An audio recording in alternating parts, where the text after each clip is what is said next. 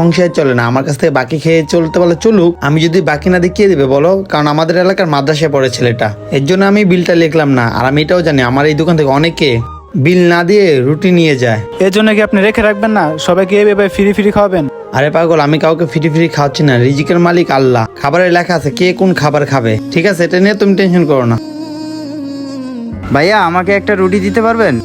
হ্যাঁ ভাই, রুটি তো দেওয়ার জন্য দোকানে সাজাচ্ছি, কোনটা রাখবে বলেন? কিন্তু ভাই আমার কাছে কোনো টাকা পয়সা নাই। কে ভাই, আপনি ভিক্ষা করেন নাকি? আপনি কি ফকির নেই? আরে না, চুপ থাকো, তুমি সব কি বলতেছো? দাঁড়ান ভাই, ওনাকে কিছু বলেন না। আর আপনার কাছে রুটি নিলে ফ্রিতে নিব না, কাজ করে দিয়ে তারপরে রুটি নিব। একটু দাঁড়ান, আপনি ওনাকে দুইটা রুটি দিই গরম গরম। এই নেন, এই রুটি দুটো ধরেন। কি ব্যাপার, এই লোকটাকে রুটি দিয়ে দিল? কি কাজ করতে হবে এবার বলেন, কাজ ছাড়া আমি এই রুটি খাবো না। ভাই আপনাকে কোনো কাজ কাম করতে হবে না, আপনি রুটি নিয়ে যান। আপনার আবার রুটি প্রয়োজন হলে আপনি আমার দোকানে আসছেন, আর টাকা নিয়ে টেনশন করবেন না। আসলে ভাইয়া আপনি অনেক ভালো মানুষ, আমি মন থেকে দোয়া করি আল্লাহ যেন আপনার ব্যবসায় অনেক বরকত দেয়। আচ্ছা ভাইয়া আসি।